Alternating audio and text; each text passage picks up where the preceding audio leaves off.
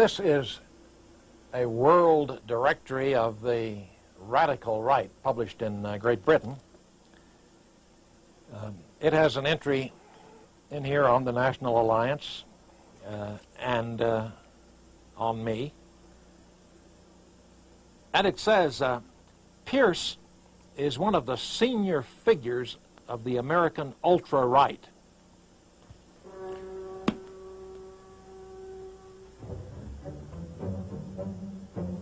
We've had a wet spring this year, and the weeds around here have gotten out of control.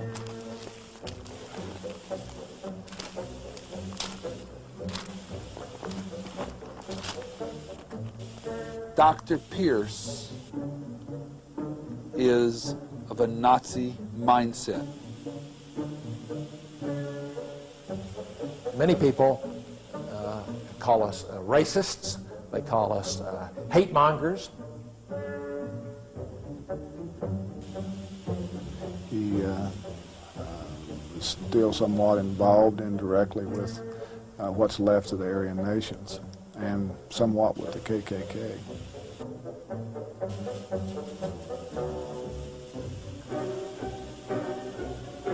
Just for the record, I am involved in the National Alliance, but the National Alliance has no connection whatsoever with the Ku Klux Klan or the Aryan nations. And so far as I know, there's no network.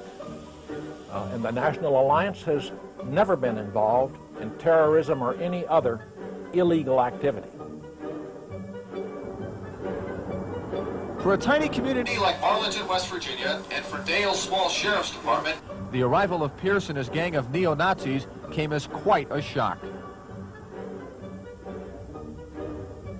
We told you government informants say Pierce got several $100,000 from West Coast armored car robberies committed by neo-Nazi terrorists on the West Coast, and that Pierce used that money to set up his West Virginia complex. They seem to think that if they tell a big enough whopper and repeat it often enough, that the average citizen will believe it. I'm supposed to be receiving money from bank robberies and planning to launch some sort of a nuclear war against the country. He is following the philosophy, the goals, and the actions of his mentor, Adolf Hitler. I'm supposed to have an ambition to be a new Hitler. My novel, the Turner Diaries, is supposed to be a blueprint for my takeover of the country. Federal investigators say Pierce's book, The Turner Diaries, is seen by neo-Nazi terrorist organizations as the Bible of the far right. The Order members viewed him as their spiritual father. They took his book, The Turner Diaries, as their gospel and basically as their battle plan for what they were trying to accomplish, which was a racist revolution in the United States. Today, that splinter group, the Order, is long dead. A Seattle jury convicted 10 Order members, 12 others pleaded guilty. Testimony in the Seattle racketeering case consistently pointed in one direction, Washington, D.C., and consistently pointed at one person, William Pierce. The Jewish organization has put out the story that I'm a dangerous terrorist, that instead of being the mild-mannered minister, writer of occasional novels and former university professor that I pretend to be, I'm really a sort of evil Dr. No.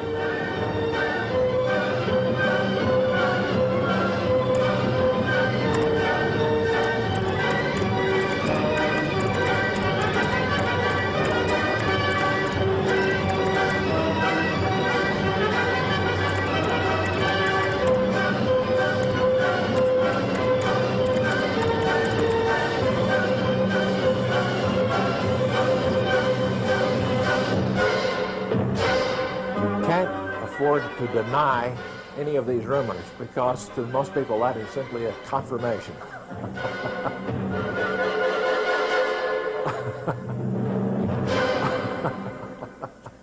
I'm William Pierce.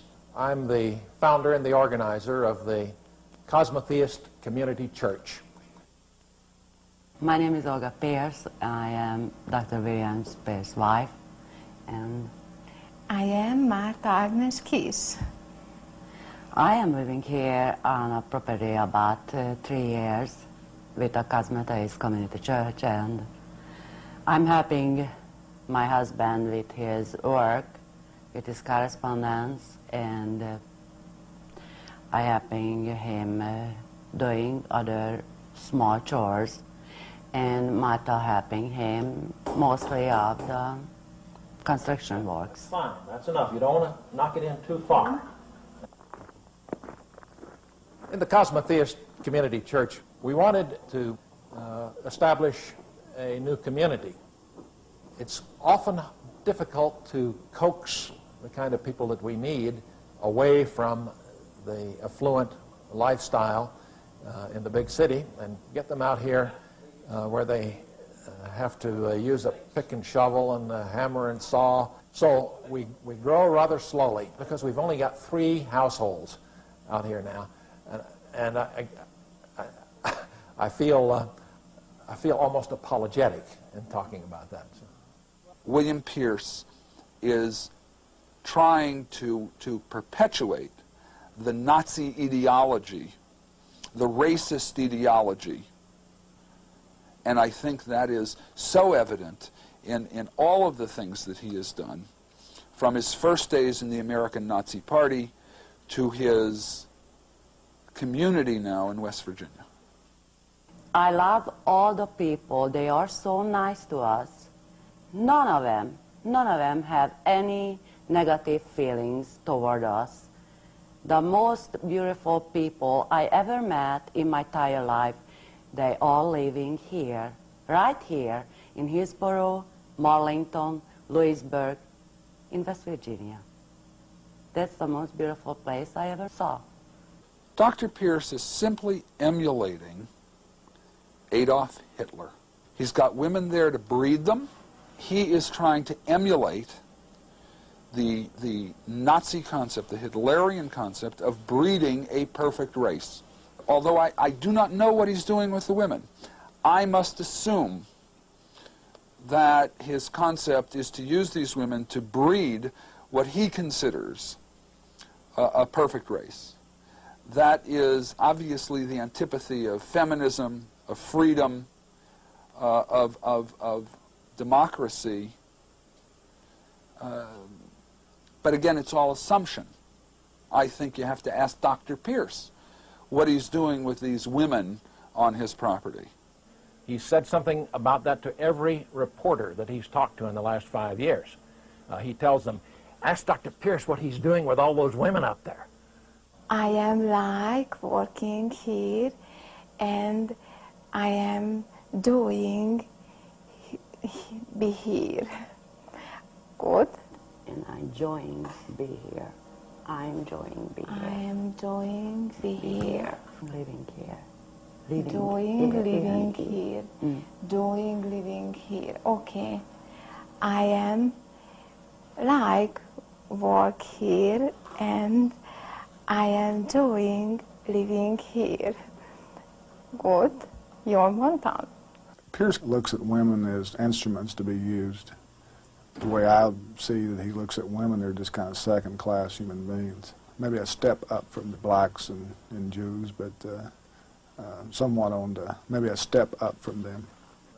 I met my husband by a mutual friend, and his ideas and his beliefs kind of match mine.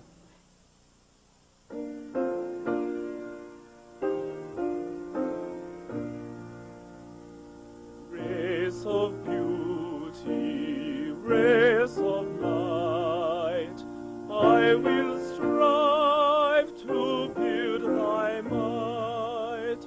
Dreams of ages rest in thee, hope for all eternity.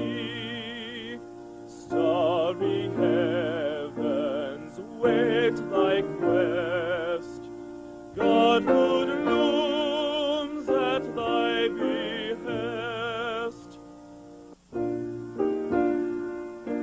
I do not know within Protestantism, within Catholicism, within Judaism, within any of the major religions, a subgroup, a subcategory called Cosmotheist community. As a matter of fact, I can't understand what in the world Cosmotheist community means. It seems to me that's, I don't know, space god or something. I can't really comprehend it. Christianity is basically a supernatural religion. It depends upon revelation. The Cosmotheist Community Church is based on natural religion. It does not depend on revelation. It does not involve supernatural authority, but only natural authority. We see our purpose as the service of the life force. Noble blood, so precious mine, keep thee pure, thou race divine, swarming hordes in darkness mud, shall not dim what nature vowed, race of beauty, race of light, I will strive to build thy might. According to records on file in the state of Virginia, Pierce is the only ordained minister of the Cosmotheist Church. In fact, he founded it, but former National Alliance recruiter and government informant Tom Martinez doesn't believe that Pierce has found religion. So Pierce is an atheist? Oh, he's definitely is an atheist. And the majority of the members are atheists, too. Then what's the Cosmotheist Church? It's a front for tax exemption. That's what it is. My most pressing concerns today, for white Americans in particular, are losing their sense of racial identity. And one can see that in the increasing racial intermarriage. What worries me a lot is the unchecked tide of non-white immigration into this country, both legal and illegal. That is what is really breeding disaster. White Americans need to be concerned about these things. They need to be concerned about what these things are doing to their own people. Scheming foes who've skewed thy path, quail before thy wakening wrath, race of beauty, race of light, I will strive to build thy might. That is a guttural belch of their anti-Semitism, and they again try to scapegoat Jews. The B'nai B'rith is an un-American and an anti-American organization, and it deliberately misleads the people by feeding lies to the news media. And I look forward to the day when the American people will rise up and sweep the B'nai B'rith and all of the politicians that the B'nai B'rith has bought into the trash bin of history. We will save the white race! Sing ho! 21 years ago, Pierce came to the Washington area to apprentice under George Lincoln Rockwell, the founder of the American Nazi Party. When Rockwell was assassinated in a Northern Virginia shopping mall, Pierce, a one-time physics professor, founded his own Nazi organization, the National Alliance. The news media have most often characterized me as a Nazi, or as a Nazi terrorist. I've never used that word to describe myself. a potential neo-Nazi terrorist training center located just hours from the nation's capital. They called me many different things. I don't know whether they have called me a separatist or not, but that's the way I view myself. The friction that has developed in this country between various racial groups is a result of forcing them together. In the case of the blacks, I think that if they were allowed to seek their own destiny in Africa, that we would have no quarrel with them, and they would have no quarrel with us. I think that pretty well sums up my views as a separatist. There were a lot of different types of people involved in the National Alliance, a lot of different types of people responding to the National Alliance's message. The message of the National Alliance is pretty much concerned with social cultural, racial, and political issues confronting white Americans today. The National Alliance is somewhat a mysterious group made up of members of the KKK, Aryan nations, maybe some offshoots from the order. People basically that feel that blacks and Jews and Hispanic folks are subhuman individuals. So basically that would be the National Alliance. The National Alliance is not especially concerned with making a public splash, with publicity stunts, or even with distributing flyers. The National Alliance is looking for people who can do things. We're looking for special individuals. Mostly we're interested in professionals. Some white-collar professionals, some blue-collar professionals. People who can write, people who are good at fundraising, people who are good editors, people in the universities who can help us recruit other people. We're looking for special individuals. We will save, we will save, we will save, we will save the white race! Dr. William Pierce's philosophy of dealing with blacks, of dealing with Jews, and I suggest of dealing with Japanese, is lining them up against the wall and killing them all. That's obvious from the Turner Diaries. The thing which has attracted a lot more public attention than our church here has been the fact that I wrote a book, the Turner Diaries, using the pen name Andrew MacDonald. It is a novel, it is a scenario of the takeover of America by white supremacists. It starts by hanging blacks and Jews in the streets. It then goes on to the point of nuclear weaponry, wherein the white supremacists take over the world for an Aryan society. That novel is probably the most violent, vicious, racist document that I have ever read. The FBI has labeled the Turner Diaries as a manual of hatred. Liberals in the news media likewise have condemned it and called it the Bible of right-wing extremists. The Turner Diaries is probably the most controversial book in America. If the government had the power to ban books, the Turner Diaries would be at the top of the list. That, I think, is a generally accurate statement. We would rather stand up here and talk to 100 people who hate us than 1,000 who don't care. The summer of 1983 in Idaho, and the pro-Nazi organization, the Aryan Nations, is holding a rally in a park. When protesters arrive, a young lumberjack steps forward to shout down on the hecklers. Black, Latin, Asian. Hey, why don't you Jews get the heck out of here? I didn't come all the way down here to hear you. Go over there. Within a year, Robert Matthews' anger had turned from pushing matches to gunfire. Go ahead. Matthews soon gathered around him a violent splinter group of the Aryan Nations Church. Young men fascinated with the idea of a war against Jews and other minorities. Taking their battle plans from Pierce's book, The Turner Diaries, Order members began the revolution by robbing an armored car at this Seattle shopping center.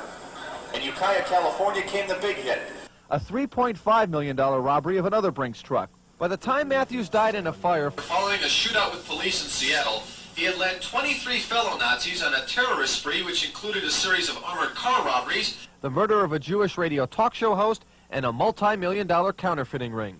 Dr. Pierce was a close friend of Robert Matthews. Of course, Robert Matthews was involved in the armored car robbery and later had a shootout with the FBI where he was killed. Matthews saw Pierce as his hero. Bob Matthews was a good man who was convinced that he had to take action against the people who are destroying America, the people that pose a threat to the future of the white race worldwide. Meanwhile, other money from the order robberies reportedly went to right-wing extremists the organization supported, such as former Michigan Klan leader Robert Miles. When Tom Martinez, working as an informant, met with Matthews at this Portland motel just before a shootout with the FBI. Martinez got the word. Pierce had been well taken care of. He knew that I had not much love for William Pierce, and he said, Tom, I'm going to tell you something. He says, I know you may get upset about it, he says, but I gave Pierce... It's a lot of money. Other witnesses say Pierce got as much as $200,000, maybe more. More than $3 million from those robberies has never been recovered. The whole thing is one implication after another that way. Part of it, stuff that's provably wrong, and part of it, stuff where I can't really prove that it's wrong, but it's simply misleading. If one asks what was the purpose of the Turner Diaries, it was to provide a fictional medium for certain ideas that I think are very important. Pierce claims that the Turner Diaries is a fictional account, but if you look at his writings historically for 20, 25 years and then read the Turner Diaries, it's right in tune with what he's been writing about for all these years. So it's not something that he just one day sit down and with his typewriter and type the stuff up. It's his belief, it's his philosophy, it's his way of life. Well, we never caught up with the elusive Dr. Pierce. He made a rare public appearance at last summer's Aryan Nations Conference in Hayden Lake, Idaho. Each year, former Michigan Klan leader Robert Miles and others gather to press for an Aryans-only United States. It's easy to tell what groups some represent. Others wear unmarked battle fatigues as a burning cross illuminates the northwest sky. What you see tonight, what you experience tonight, you will never in your lifetime forget. And staying in the shadows, as always, is William Pierce, arguably the far right's most reclusive leader. The whole thing, I gave talks at this Aryan Nations thing, and I gave another talk at Bob Miles' Free Association Forum in Michigan. One talk at each place. I've only spoken once at each place. I've only been to each place one time. And yet the implication is that there is a tie-in. And that's not so. I mean, I don't want to criticize these other people because I share a lot of their feelings. I don't do things in the same way. I don't share their tactics generally. I'm a much less flamboyant person, and I don't hold public rallies, and I don't burn crosses, and so on. So I don't want to criticize these people and try to distance myself from them. But the implication that Scott Klug makes is false, that I'm somehow tied into a network. In fact, he started this thing off, the Nazi network or something like that. And that's simply not true. This sequence is an effort to create a specter, a boogeyman, to create in the minds of the TV viewing public that there is a dangerous network of revolutionary organizations, well-armed, well-financed, very violent, that pose a threat to every law-abiding American. It simply isn't so. There are a lot of threats.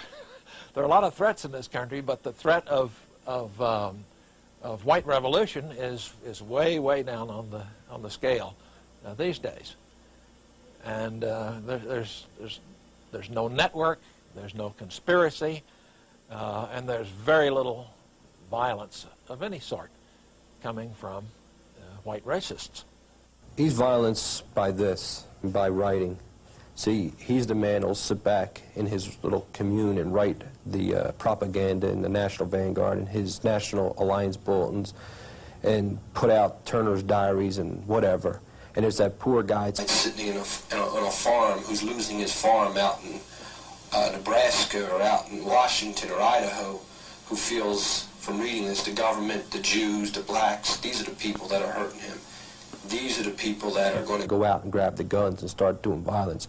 that my books, my writing generally has had more influence perhaps on the thinking of the white resistance in this country. The Turner Diaries certainly has gotten a lot of publicity, and I think it has had an effect on the thinking of many other people. I hope that my new book, Hunter, will have an effect on the thinking of a lot of people. I try to express my thoughts in a way that will make them understandable and appealing to as many other people as possible. And if I've had any success in this, then I'm gratified. I will continue in the future to strive in the same direction. The number of these neo-Nazis, these white supremacists in the United States, probably 500 to 700. 700 as a high. When you look at the population of the United States being 250 million plus, it's an extremely small number. Pierce will never talk to you about numbers. We don't ordinarily talk about those things, and so probably we shouldn't get into that area of questioning. If we look at the right-wing, white supremacist hate movement in the United States, the numbers year after year after year become smaller and smaller. People aren't haters. People realize that human beings are human beings. Dr. Pierce, unfortunately, has not reached that level. Dr. Pierce still hates. He can recruit people to his, quote, community, but it's not a mass migration. It's not a mass movement, because the American public is not accepting racism, bigotry, and the genocide that Dr. Pierce pontificates. There were times during the 1980s when I wondered whether or not organizations like the B'nai B'rith are so much more powerful than we are that that we're just overwhelmed, that there's no chance of beating them. And I suppose that there are some times that that I've felt that it was a lonely battle that we're waging. I think, however, that the wind is shifting. I do think that the 1990s are going to be different. I can feel a growing response to what we have been saying for many years now. And I think that the 1990s will find many more people listening to us and thinking about what we have to say. We will save the white race! Race of beauty, race of light, I will strive to build thy might. Dreams of